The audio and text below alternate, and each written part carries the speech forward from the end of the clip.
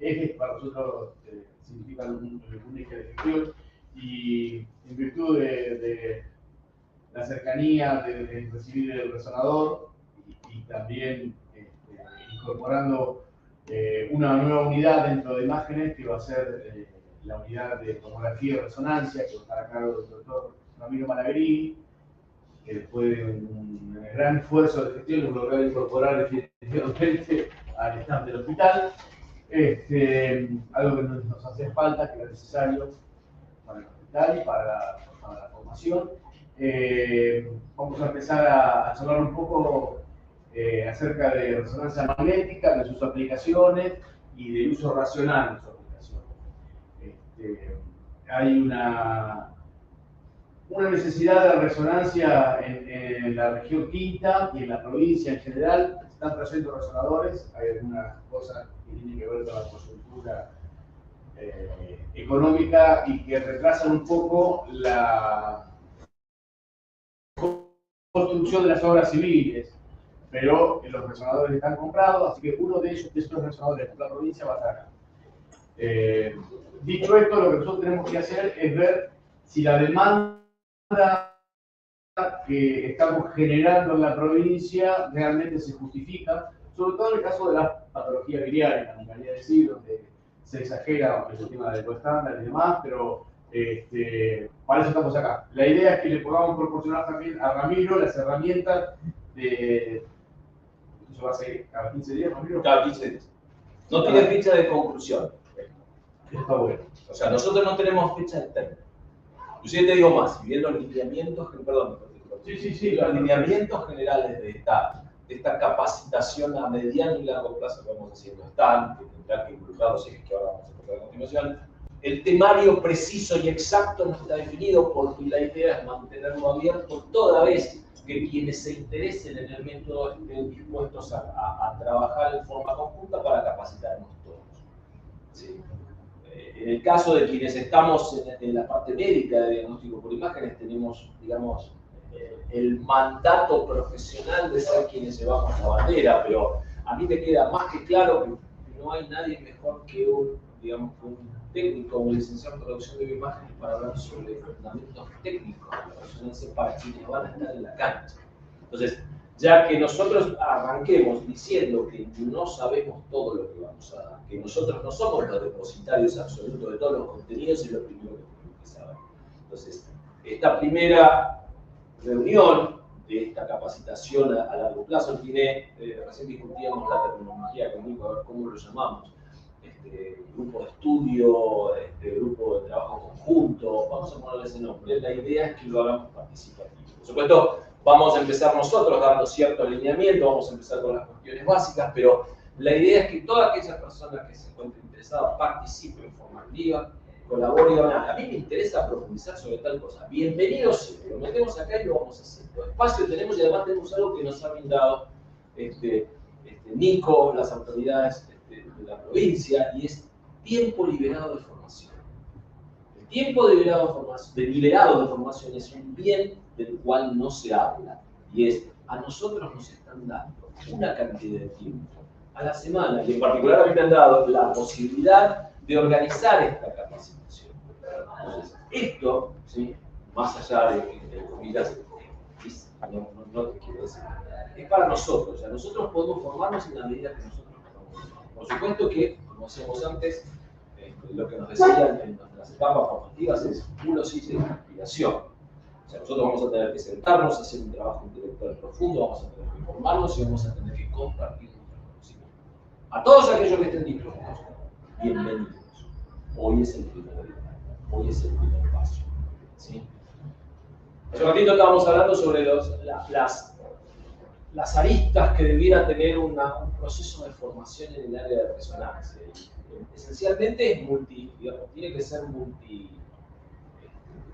multidisciplinario, por lo menos dentro del área. Nosotros tenemos que tener alguien que nos explique cuestiones de gestión, alguien que nos explique cuestiones técnicas, alguien que nos explique cuestiones edilicias, alguien que nos explique cuestiones médicas. Todo eso puede poner a funcionar una unidad. ¿Sí? Entonces, nosotros deberemos empezar a contestar muchas preguntas. preguntas propias del servicio, preguntas vinculadas al servicio y preguntas ajenas al servicio. Te interrumpo y ya. Por supuesto, adelante. Lo que se pretende es que el temario de estas capacitaciones en servicio sea abierto, que ustedes formen, digo, las inquietudes y las necesidades que tengan de capacitación y de formación en resonancia, y que Ramiro pueda después hacer una respecto de cuáles son las cuestiones de interés de los trabajadores y trabajadoras. También la idea es empezar a tener un circuito de comunicación que también sea un espacio de formación, pero también de comunicación, donde permita que los técnicos en bioimagen, los técnicos y licenciados en bioimágenes puedan proporcionar herramientas y puedan ser partícipe en la toma de decisiones, tanto de tomografía como de resonancia. En este caso, de resonancia. Porque, en definitiva, son los que vamos a ver todo el tiempo y son los que te van a decir, mira, esto no se conviene, o por ahí, para ver determinada cosa, no es necesario que pidas una resonancia de cerebro, tórax, abdomen, pelvis, lo mismo que pasa con la tomografía. Así que esa es la idea, que ustedes nos proporcionen cuáles son sus necesidades, sus demandas de capacitación y de formación, y tenemos a Ramiro, alguien que le gusta la docencia, alguien muy sólido en cuanto a conocimiento, y está en este hospital, aprovechémoslo. Todo tuyo. Muchas gracias, Nico. Muchas gracias. Para que vaya un poco la entonces, vamos a empezar a contestar algunas preguntas que nos hicieron. ¿Vamos a hacer todo? La pregunta es esto. ¿Sí? Segundo, si hiciéramos todo, ¿es necesario hacer todo? ¿Sí? La tercera pregunta es, ¿quién determina si se hace todo o qué parte de ese todo puede hacerse o no puede hacerse? ¿Sí? Entonces, a vos cuando te venden un resonador, te venden un equipo que tiene una potencialidad. ¿Qué debería hacerse? En principio, utilizarlo para lo que corresponde. ¿Sí? O sea, seguir las indicaciones precisas y protocolizar estas cosas. Ejemplo, habrá que trabajar con la gente digamos, de terapia intensiva para decir, bueno, ¿qué pacientes van a ser candidatos a resonancia? ¿Todos? ¿Sí? No, todos no, porque vamos a hacer todos los de acá, todos los del centro, todos los del hospital, y no es posible. Entonces, como eso hay que trabajarlo, es decir, bueno, en aquellos pacientes que tienen indicaciones, ¿cuál es el que tiene que hacerse sí o sí en este momento? Y ir tamizando pacientes por caso. Por supuesto que el trabajo es arduo. Claro que sí. ¿Vamos a agotarlo? No, porque también en esto tenemos que mostrar la formación de nuestros médicos. En el sentido de que nuestros médicos de servicio tienen que tener la posibilidad de tamizar pacientes y tienen que tener la potestad de toma de decisiones en este sentido. Ejemplo, quiero hacer una resonancia en un paciente con un stroke. ¿Sí? Un stroke de 10 horas de evolución. ¿Para qué? ¿Para qué hay que hacerla? No, porque tengo que instalar el tratamiento. No, el tratamiento no se instaura. Se puede instaurar todavía que no descarta sangrado, que es una tomografía. La resonancia se pide otra cosa. ¿Sí? ¿Qué otras cosas? Un wake-up stroke, un stroke de comienzo incierto, un stroke bímico, o sea, una patología que hay que diferenciar del stroke. Bueno, entonces eso no se hace de guardia, sino que se puede programar para otro turno. Entonces, esa toma de decisiones tiene que estar sustentada en formación. Esas son decisiones médicas que van más allá de digamos, de la capacitación en temas físicos, en temas de gestión. Esas son decisiones médicas. Es lo mismo que un imagenólogo de guardia no es el que saca las ecografías para que se vaya el paciente de guardia. Debe tomar decisiones. Tiene que estar capacitado para tomar decisiones. ¿Cuáles decisiones? Este sistema. Lo que hace un cirujano en todas las guardias. Lo que es un internista todos los días. Toma decisiones inherentes a sus pacientes. ¿Son autoritarias estas decisiones? Por supuesto que no, tienen que ser consensuadas y tienen que estar supervisadas, pero tienen que estar charladas. Entonces yo como servicio, antes de empezar con el resonador, me tengo que sentar. Lo que decíamos antes de las colangioresonancias. A todas las colangioresonancias, a todas la patología biliar le van a hacer una colangio. Bueno, listo. Colangio que se hace ocupa turno de cerebro con stroke. ¿Por qué? Porque vos tenés una cantidad finita de turnos, ¿sí? Una cantidad finita de espacios para hacer paciente. No solo este centro, sino el otro. Entonces, el paciente que no se hace, pasa a la escuela. cambio uno por uno. Al servicio de imágenes eso le resulta irrelevante. Porque es un paciente A, un paciente B. Ahora, los dos no se pueden. ¿Cuál me primero? ¿Cuál programa? Entonces, esa es la formación en la que nosotros tenemos que apuntar a profesionales que tengan la capacidad de tomar decisiones vinculadas a su especialidad. Y nosotros, como especialistas, tenemos que sentarnos y, bueno, señor jefe de guardia, ¿sí? Señor jefe de medicina interna, señor jefe de cirugía, sentémonos y consensuemos, hagamos guías de trabajo para ejecutar. Entonces, ¿qué paciente tengo que elegir? Este. Entonces, la pregunta de si se hace todo, el equipo probablemente pueda hacer el 90-95% de las prestaciones para las que está diseñado. No hará cosas puntuales porque le faltarán ciertas cuestiones de hardware. No creo que haga mama, por ejemplo. Porque eso cambia el espectro. Y si además hace mama, mamita, agarrate. Es otra historia. ¿Y hace microbobinas? Otro todo. O sea, son pequeñas cosas que... Porque además un equipo puede tener habilitadas todas las funcionalidades de su software o no. Entonces vos podés comprar el equipo, pero a lo mejor no pagaste la licencia y no tenés la posibilidad de hacer espectroscopía de próstata. Pero tenés la bobina, tenés el equipo, tenés eso, ¿por qué no podés? ¿Por qué no tenés habilitado el programa para hacerlo? Puede pasar. Entonces eso nos vamos a enterar una vez que el equipo esté puesto, con qué bobinas contamos, cuál es el hardware con el que nosotros vamos a trabajar. Así que esa respuesta es bastante para más adelante. Estimo que sí, que técnicamente estaremos capacitados para cubrir ese espectro. ¿Por qué? Porque en este contexto, el inmenso porcentaje de las resonancias son cerebros, ¿sí? Son columnas postquirúrgicas y colágenos. O sea, vos no pedís muñecas para ver fibrometría regular, o no ves tobillos para ver un impingement, o sea, no es la primera indicación. Aparte tenemos que tomar en cuenta que vamos a ser centro de derivación de región. No solo de la región, sino de otro lado. Entonces, aún más deberemos afinar el lápiz para seleccionar esos protocolos. Entonces, en ese sentido, mi idea, ¿sí? Y esta es la primera que yo vuelvo, es establecer grupos de vínculo con otras áreas. Entonces, tenemos que tener como especialistas un grupo que trabaje sobre esto con terapia. Tenemos que trabajar con la guardia. ¿Para qué? Para poder organizar el trabajo. Porque desde ya, todo, en el sentido de vamos a aceptar todos los pacientes de todo el universo que tenemos para hacer resonancia, la respuesta es no. Potencialmente el equipo puede hacer todo tipo de estudios, la respuesta es sí. Entonces, hay que ver todo lo que va. No sé si eso contesta. ¿Sí? Entonces, ¿ustedes qué saben de resonancia, por ejemplo?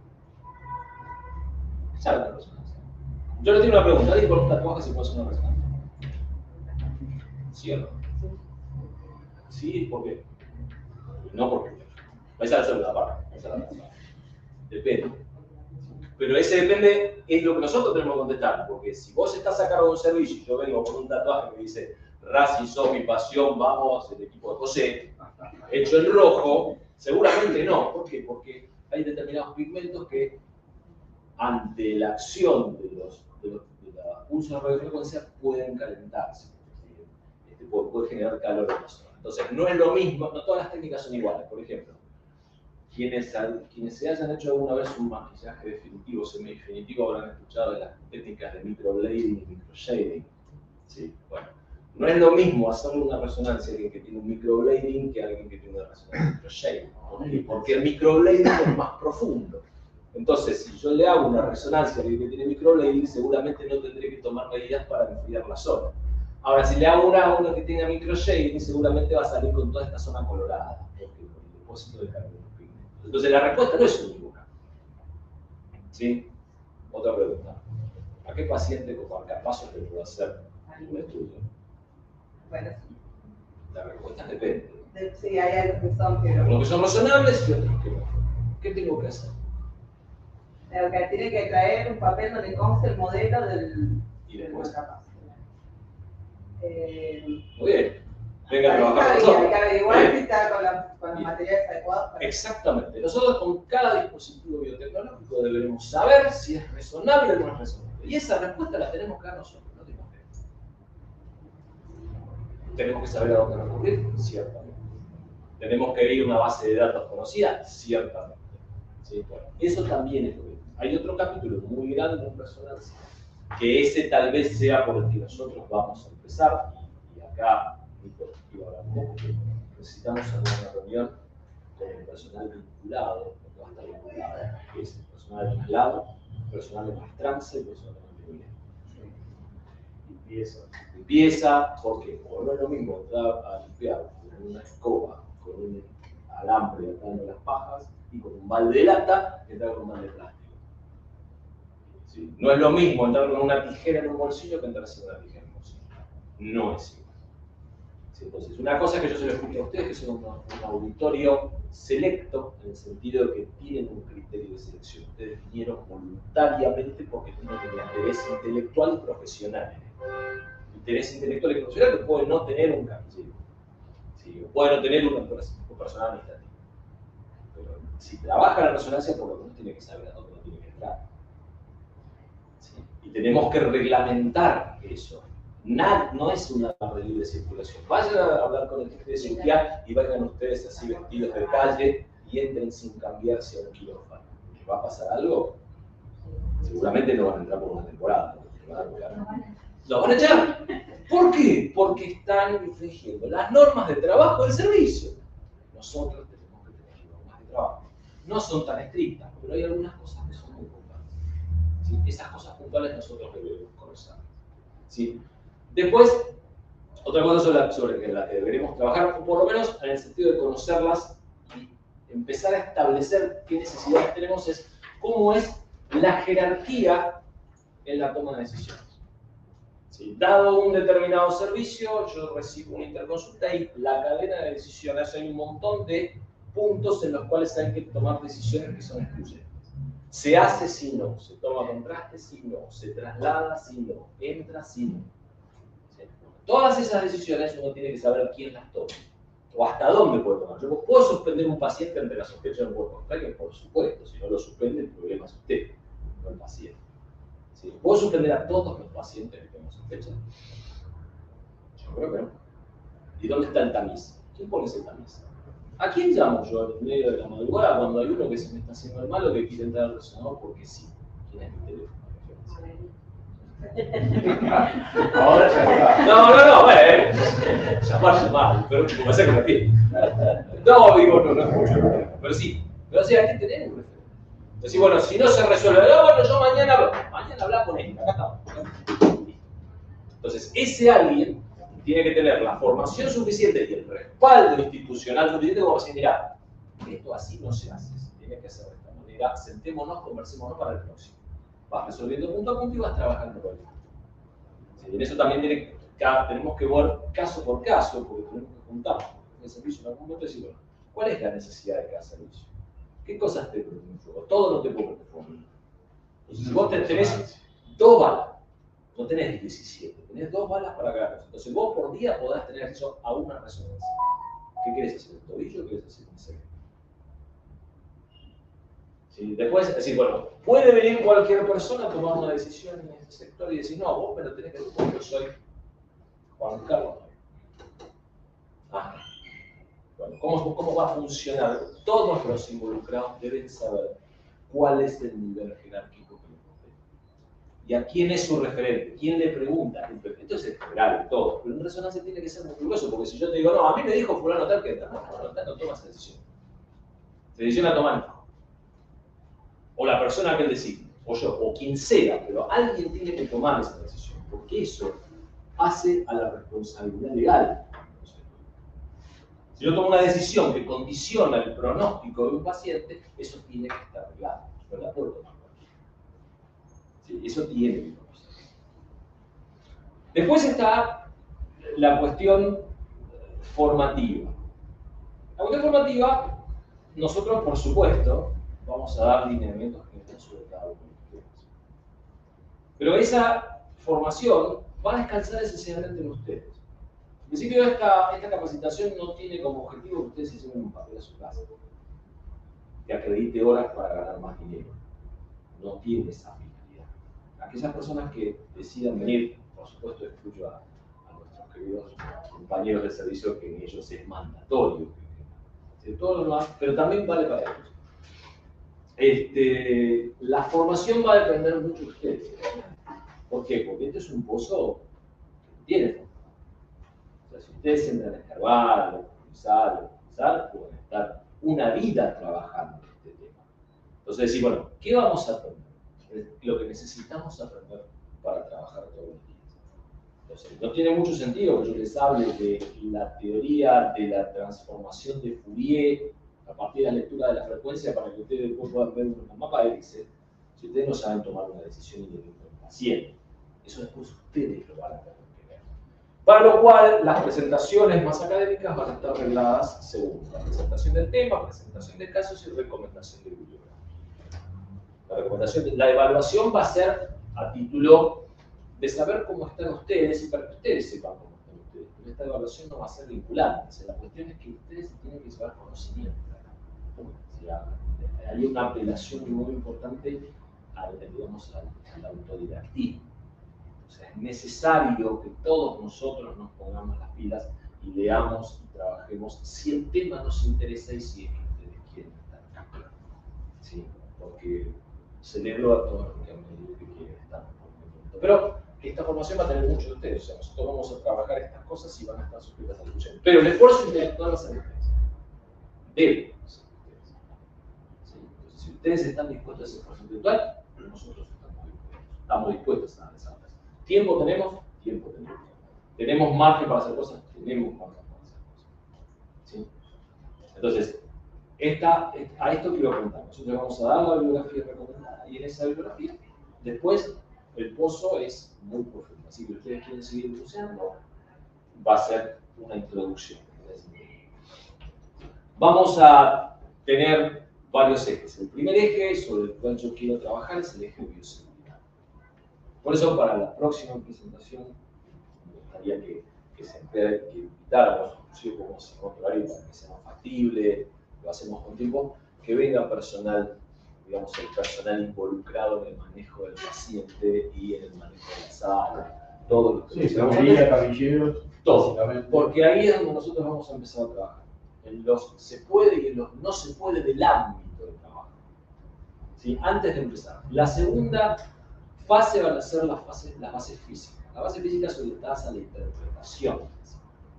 ¿Sí? O sea, ¿qué cosas tenemos que saber? Porque yo les pregunto a ustedes, yo les digo, ¿cómo funciona un equipo de rayos?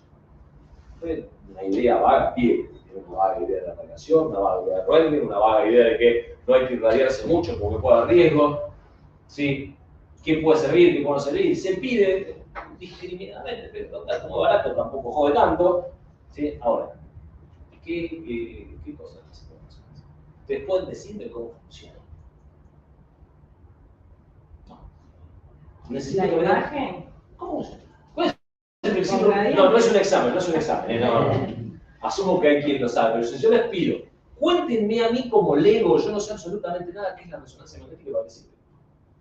¿Cuál es el sustento de cómo hago para ver un señor se mete en un tubo y sale una imagen? ¿Cómo llego a eso? Necesito que quienes estén involucrados en este proceso de formación sean capaces de explicarles a sus compañeros qué es la resonancia, cómo funciona y cómo llego del resonador a la imagen. Tan sencillo como eso y tan complejo como eso. Entonces, en eso ustedes pueden estar una vida explicándolo o pueden tener un concepto general que es al que nosotros vamos a apuntar. O sea, nosotros necesitamos que ustedes sepan que eso no es un equipo de rayos. Parece una barrabasada. Pero el resonador es un imán. Es un imán. También el que pones en la heladera es un imán. Un alto campo. Bien, campo magnético. ¿Tiene algo que ver el campo magnético con que yo me la ponga cada vez que entro ahí con un balde? ¿Sí o no? Bueno, esa respuesta me la tenés que dar vos. No, ¿cómo vas a entrar con un balde ahí adentro? ¿Cómo vas a entrar con esa silla de ruedas? ¿Te vas a matar? Me acuerdo que hace poco se yo tengo recopilado, después se los muestro. Yo tengo recopilado para la clase de seguridad todo eso que pasó. Y ustedes fíjense cómo la falta de información puede llevar a malinterpretar una cosa y a utilizar políticamente.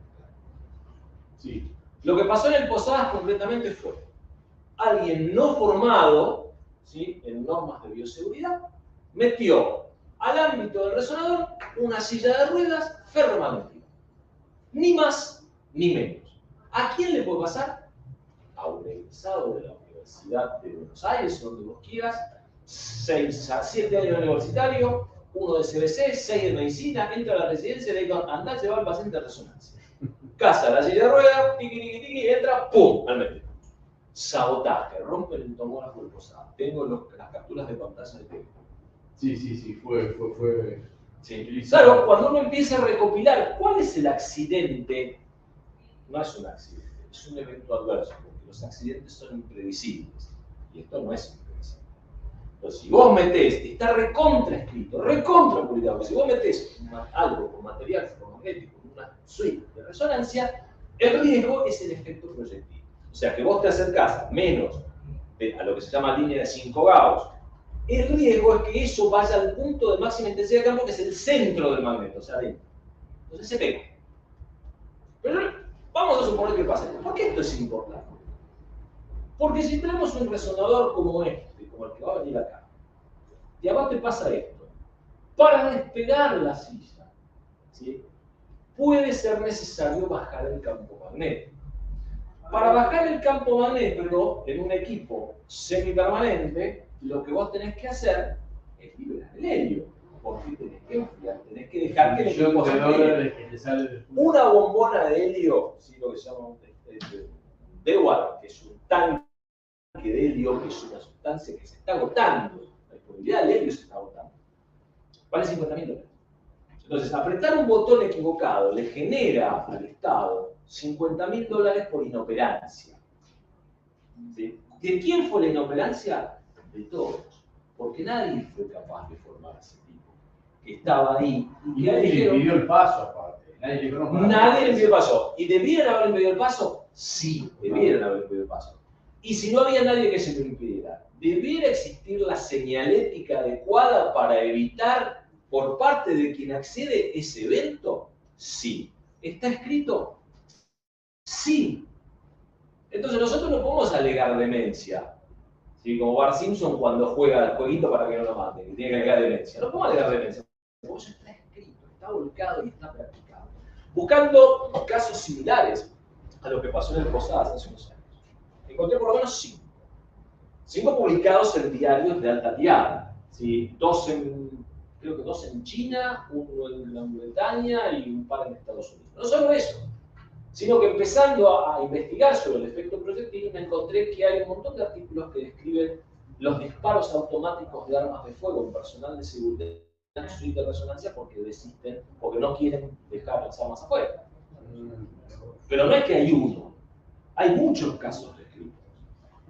Entonces, ¿cuál es la política hospitalaria para el manejo de los pacientes que están recluidos y que están ocupados por personal de seguridad que se niegan a abandonar? ¿Qué se hace?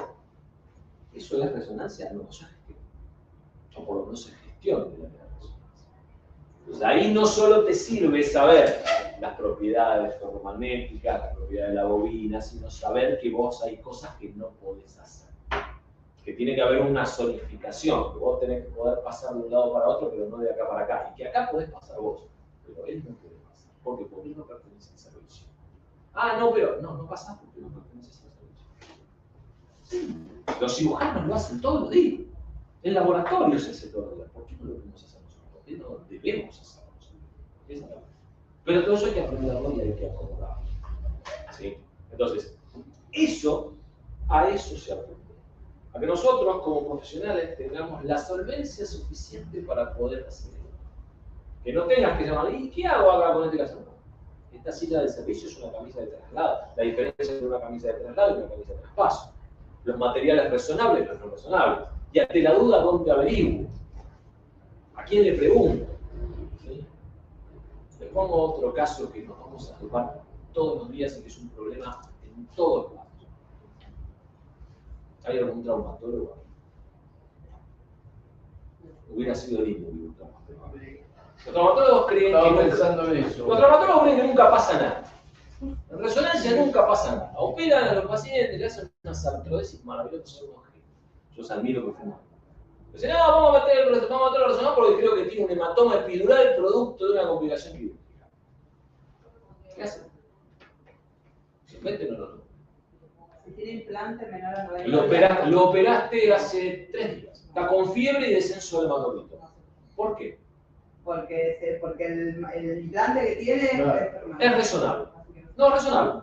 Lo podés resonar. El implante, lo podés resonar. ¿Qué se hace? Bueno, y acá me acuerdo mucho del doctor del tiempo cuando me decía, no son lo mismo, ¿sí?, las guías, ¿sí?, que las sugerencias. ¿Sí? Entonces, se sugiere que el paciente no pase antes de los 18 días del último acto quirúrgico para favorecer el tema de la cicatrización. Pero ¿qué pasa? ¿Se vio que antes hubiera problemas? No, vos no hay problemas. Vos no podés meter a un paciente recién operado a ver si se le afloja la prótesis. A ver qué pasa si lo resuena el segundo día. Entonces, se establecen o se recomiendan ventanas entre los 18 y 20 días después del acto quirúrgico para recién entonces operar al paciente. No, pero yo no necesito cabo. Vamos a ponernos de acuerdo entonces y ver qué puede hacer. Conocido el material, se puede meter y normalmente no pasa nada. Pero eso no quiere decir que no pase. Hay materiales que son razonables. Porque acá hay varias cosas. Y no quiero profundizar para no aburrirlos ahora porque esto es un tema largo, pero cuando vos pensás en los efectos que un material extraño le hace a la imagen, vos tenés que pensar, ¿puede dañar al paciente o puede generar problemas con la imagen? Si genera problemas con la imagen, en el peor de los casos será no diagnóstico, pero no le des el daño al paciente. Lo segundo es, ¿qué puede pasar a ese material? ¿Tiene una unidad programable? Esa unidad programable puede dejar de funcionar en caso de que entre un resonador, bombas de morfina, bombas de difusión, no sé, neuroestimuladores, ciertos marcapasos. Vos tenés que conocer el modelo, el número de serie, y una vez con el modelo y el número de serie, tomar la decisión. Hay algunos que son razonables, otros que no, y otros que... Y ahí en el... empieza la medicina. Pero si, bueno, lo meto condicional. Si le pasa algo, lo saco.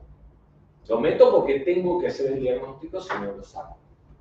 ¿Sí? Entonces, eso también hay que trabajarlo. Pero hay que tener así, bueno, ante un paciente que tiene un dispositivo biotecnológico, de marca conocida se hace una cosa, de marca desconocida se hace otra. La recomendación general es, si no saben, no es. Hasta no saber, el paciente se queda fuera. No, pero a mí me dijeron, no. El primer caso descrito de una hemorragia intracraneal por desplazamiento de un clip aneurismático se dio en un paciente en el que se sabía que estaba operado. Está descrito en el año 1993. Y llamaron preguntando por teléfono a neurocirugía si el clip era resonable o no. Y de cirugía, por teléfono, le dijeron, sí, es resonable, metelo tranquilo, no hay ningún problema. Cuando meten al paciente, el clip hace lo que se denomina efecto de torque, ¿sí? Se alinea con el campo principal, gira y al girarse, desclipa el aneurisma. Al desclipar el aneurisma, el paciente se vuelve con una hemorragia sobre la unidad fulminante. ¿Cuál fue el error? Porque del servicio llamaron y preguntaron a la cirugía. En cirugía le dijeron que sí, que tenía resonado. Algo falló. ¿Qué falló? Cuando empezaron a pesquisar el caso, se dieron cuenta que los neurocirujanos trabajaban con 2 bowls, los que tenían 2 tipos de clips. ¿Sí? Entonces, por alguna razón, uno de los clips terminó en el otro bowl. Entonces, el neurocirujano estableció una conducta sobre este clip. Dijo, sí, es razonable, los momentos son razonables, pero el clip que estaba acá era de la otra. ¿Sí? Entonces, acá lo que pasó es que se creyó en una información telefónica. No había una filmita. Yo no digo que esto no pase, pero esto también está otra parte. O sea, el relevamiento documental de cada una de estas cosas. O sea, hay que poner y escribir cada una de estas cosas. Bueno, en esta toma de decisiones es importante que nosotros nos capacitemos. El área de bioseguridad es muy importante. Saber qué le puede hacer el equipo al paciente o qué le puede hacer el paciente al equipo. ¿Sí? ¿Qué pacientes pueden entrar y quién no? ¿Sí? Lo de los tatuajes es un ejemplo. Lo de los marcapasos es otro ejemplo. Paciente que viene... Y cuando el paciente que vaya no sabe de qué composición es su tatuaje. ¿Tenés la información? No, bueno, está bien. Ahí una de las cosas que uno puede hacer es la inspección. ¿Sí? Si el tatuaje tiene preeminencia de tintas rojas, en general se asume que tiene hierro y se asume que es probable que esas partículas generen calor en ese lugar. Si vos sabés que esas partículas pueden generar calor en ese lugar, lo que vos tenés que garantizar médico a cargo de la unidad, es que esa zona esté adecuadamente refrigerada.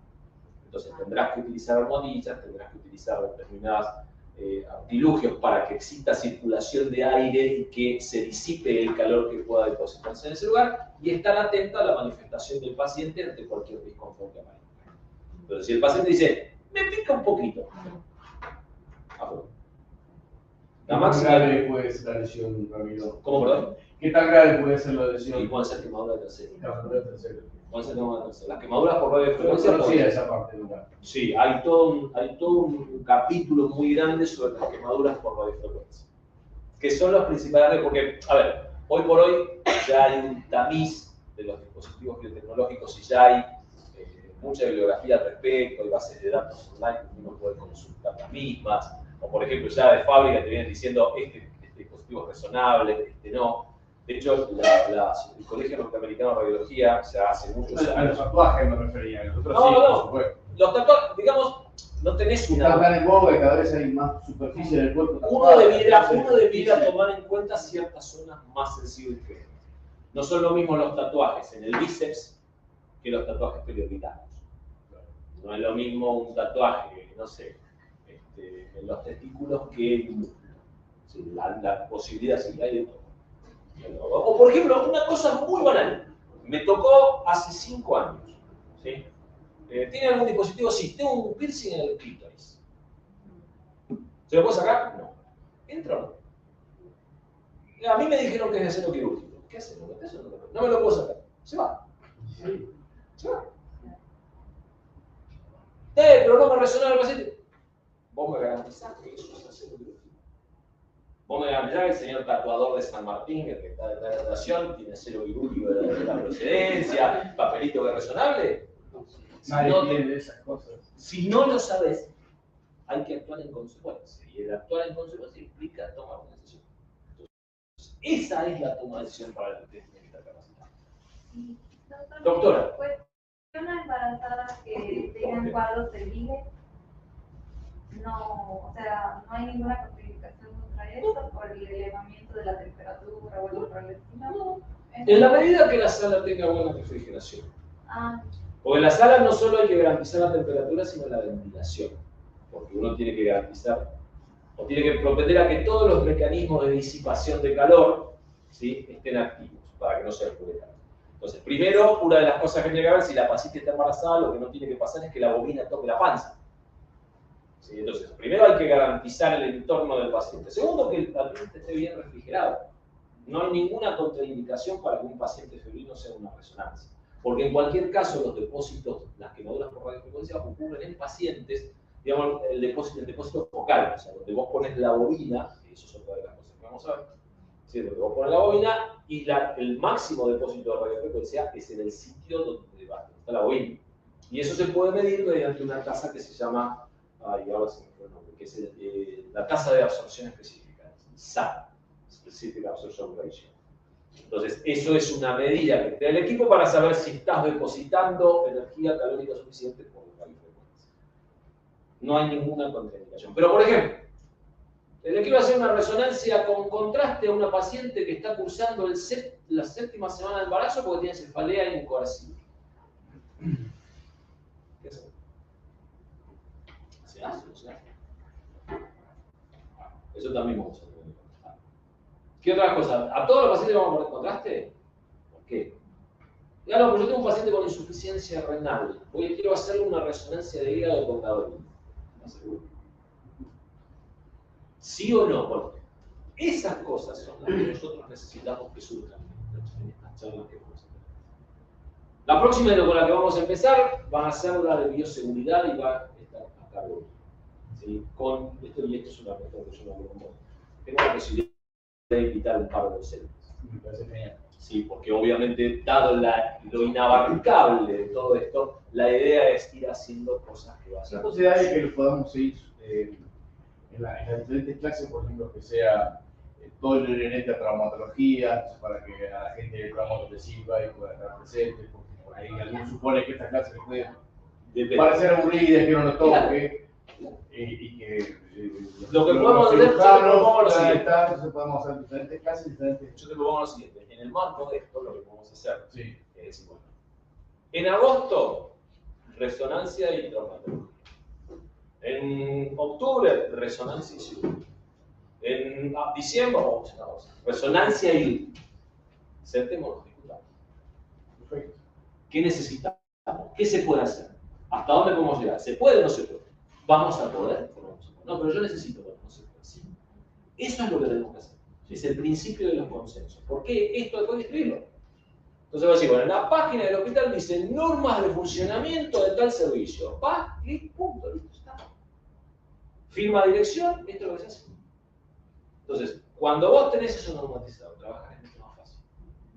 Si trabajar por una estructura de conocimientos y por una estructura, digamos, un andamiaje intelectual de estas características, te sirve a vos para trabajar. Y vos decís, bueno, yo trabajo y hago resonancia en el BBA. ¿Sí? En este momento tenemos un terreno llano, pero en ese terreno llano nosotros podemos venir con el asador y empezar a cultivar un Pregunta, ¿no? Sí. Nicolás también.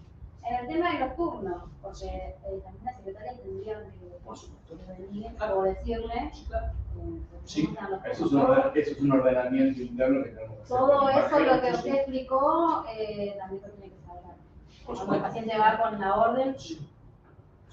Nosotros estamos tratando de que los turnos finalmente puedan si ser lo va a dar solamente descentralizados. radiología Los o... turnos ya no se estamos Sí, se puede. trabajando Eso sí. fuertemente para hacerlo. O sea, si yo debe estar capacitado, debe Que no capacitar. haya servicios de un turno, sino que todos pasen por el lugar donde se dan los turnos para todos los servicios. Claro. Los lugares más difíciles de hacerlo es diagnóstico por imágenes y laboratorio, por las características especiales, las Pero para eso, preparaciones y demás. Estamos trabajando fuertemente en eso. Perdón, que tú tienes, disculpas. No, Lo que usted dice es cierto. por favor.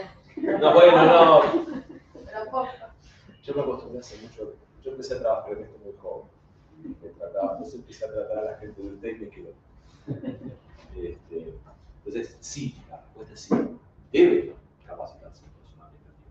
Es predatorio que se lo capacite. A ver, hay cosas que pueden decir y cosas que no. Claro, porque ellos también son ahí donde puedes llenar también el turno o puedes preguntar. Es correcto. De hecho, debe ser. Si yo tengo un paciente que tiene, a ver, un marcapaso ya por lo menos decir, tiene que traerme la marca, tiene que saber esto para saber, porque ese es un tamiz. Es el primer tamiz. Ante uno, en términos de Los que bioseguridad. van a hacer resonancia manejarán la guardia o después de secretaría. ¿Quién? Los técnicos que van a estar en resonancia o como te dice. Pero Igual el técnico de resonancia no toma ese tipo de decisiones. O sea, el técnico de resonancia vos no le podés decir que tiene que dar los turnos. ¿Qué quiero decir con esto? Al técnico de resonancia tiene que llegar el paciente y tiene que ser el segundo tamiz. ¿Sí? El paciente aplica el estudio, se le da el turno y dice, bueno, muy bien. Ahora es parte del técnico y empezás a trabajar técnicamente. ¿Qué es técnicamente? Decir, bueno, a ver, ¿cuáles son los condicionamientos técnicos que hacen que usted no puede entrar? El personal administrativo no tiene por qué saber nada de esto. Lo que tiene que saber es decir, bueno, a este paciente se le puede dar y a este no se le puede dar. Te voy a poner un ejemplo. Una resonancia de recto, vos no la podés dar como guardia. ¿Por qué? Porque es muy probable que quien esté de guardia no tenga la menor idea de cómo podemos orientar un estudio. Y hay estudios que son orientados por médicos y otros que no. ¿Sí? Una espectroscopía, en el caso de Licea, no la podés poner por guardia, tiene que estar supervisada. ¿Tenés médico que la supervise? No, entonces tenés que buscar una franja. Turnos.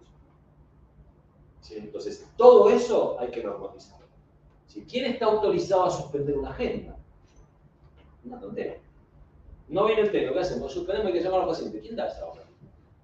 Bueno, sí, la respuesta es sí, hay que capacitar, por supuesto, y serán capacitados. Por lo menos nos propondremos capacitar. Sí, claro. Vuelvo a decirlo, esto no es un paquete cerrado. Esto es un work in progress. O sea, nosotros tenemos que buscar, capacitamos para que quienes estamos acá podamos mostrar un servicio que son de forma sólida. Entonces, las cuestiones que tenemos que ir resolviendo. Por supuesto, sobre la marcha. Sí, claro. Claro, la idea es, por lo menos, cumpliendo con la invitación, con el crecimiento que decía Nicolás en su momento. La idea es generar un polo de conocimiento y trabajar todos juntos, entregarnos a la comunidad. O sea, nosotros tenemos que hacer un servicio que esté metido en el hospital. tenemos un servicio aparte. ¿Sí? Este servicio tiene que funcionar acá, y va a depender mucho de quienes estamos acá, ¿sí? Para que esto funcione. ¿Sí? Supongo que deben tener un montón de preguntas. Yo también tengo un montón de preguntas, entre otras cosas, cómo voy a hacer para desarrollarlo a mediano y largo plazo de esto. Espero que ustedes me ayuden a conseguir esas respuestas. En principio, nosotros tenemos varios grupos, ¿sí? Varios grupos de trabajo, seguramente nos uno con los chicos, perdón, con los chicos, con mis compañeros de servicio, sobre el cual nos transmitimos novedades o solidaridades. Vamos a ver si tenemos un grupo en función de la cantidad de gente que venga para comenzar ya dentro de los próximos 15 días con lo que yo considero que es lo que todos debemos adelante, es decir, vamos a hablar de técnicas, que es bioseguridad del sector. Entonces, en 15 días yo voy a estar aquí hablando de bioseguridad. ¿Sí? Transmitan a quienes les interese. Único, yo lo que les pido es, para dentro de 2 semanas, invitar a personas selectas, y no todas, o aquellas que puedan, que estén vinculadas al manejo del paciente, y de algún considero de interés en este aspecto, para comenzar con esto. ¿Sí? Vamos a comenzar con bioseguridad. ¿Sí? Por mi parte, no sé si todos me conocen, mi nombre es Ramiro, mi apellido es Malagrini. ¿Sí? Cualquier cosa que necesiten, yo estoy a su disposición a través del grupo. Una vez más, los chicos, perdón a todos los que conocen, chicos, quedo a su disposición para lo que consideren. ¿Sí? Entonces, por parte, nos vemos los próximos 15 días. Bueno, 15 días y seguimos laburando. Cualquier duda que surja, cualquier cosa que pinte, cualquier cosa que tenga interés, nos comunicamos, lo ponemos sobre la mesa y la idea es que esto fructifique. Así que la pelota es de ustedes. Muchas gracias.